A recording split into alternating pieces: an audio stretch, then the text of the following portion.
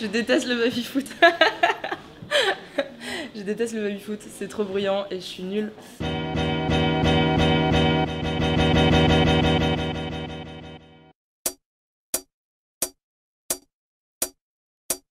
À partir du moment où je fais quand même un travail qui est assez dématérialisé, finalement ça n'a pas trop d'importance. C'est difficile de rester chez soi de travailler parce que on voit plus la différence entre son temps libre et son temps de travail. J'ai fait beaucoup l'expérience de travailler de chez moi. Tu perds une espèce de motivation qui est liée à l'émulation collective.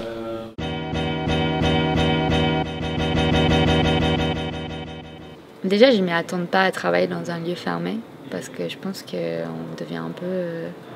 nos idées se renfermées dans un espace. S'il y a besoin d'affirmer sa hiérarchie, c'est pas avec un 4 murs. L'open space, c'est quelque chose qu'on a voulu nous vendre juste parce qu'en fait, on cherche à réduire des coûts. Je pense qu'il y a beaucoup de beaux mots qui sont un peu à la mode. Donc voilà, open space, c'est pareil, ça avait pas apparu dans les 15 dernières années. Maintenant, tout se fait en open space. C'est cool d'avoir des trucs fun, mais il faut quelque chose d'assez neutre aussi et de calme pour travailler. Pour découvrir les personnes, pour se lier au plus vite, je pense, pour s'intégrer plus facilement, moi c'était clairement un espace clos avec peu de personnes.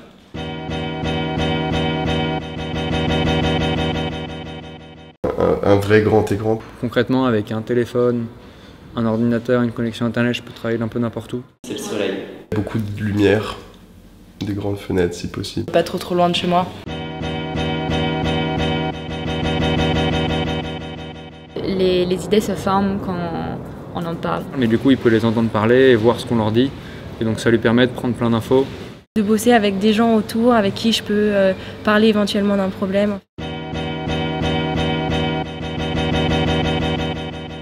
Déjà, c'est bien de manger ensemble, c'est important. Ces moments où on s'échange des choses. Parce que tu construis aussi une relation avec les gens dans un espace. On a les canapés, on a de quoi se détendre, un baby-foot, on a les télés, on peut mettre la musique.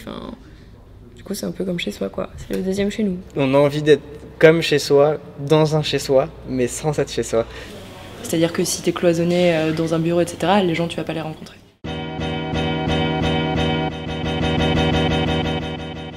Si on regarde tous les bureaux, tout le monde a recréé son petit environnement. Moi, je sais que j'ai un gars de mon équipe qui a tous ses Lego en face de lui. Tu as aussi envie que ça te ressemble. C'est tout ce côté, j'ai envie que le travail me ressemble et donc que l'environnement me ressemble aussi. Je sais, j'avais eu des demandes de mon équipe d'avoir un espace de l'équipe en fait.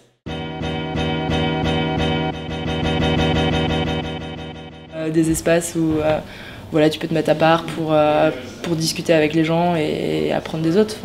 C'est pas tout le temps à ton bureau, quoi. On sait qu'on peut se mettre soit dans une salle, même à fermer les cloisons en fait, ou alors laisser le tube complètement ouvert. Venir dans le même endroit tous les jours pour recréer, on n'était plus forcément créatif, c'est pas très stimulant.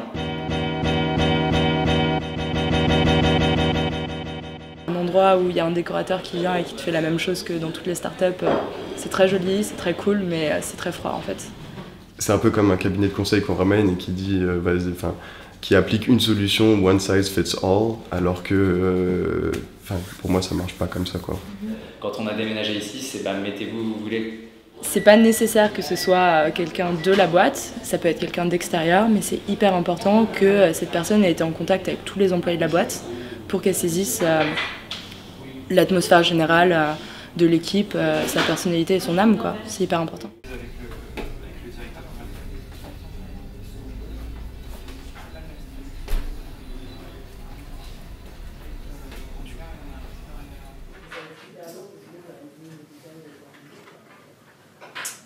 Et c'est ça.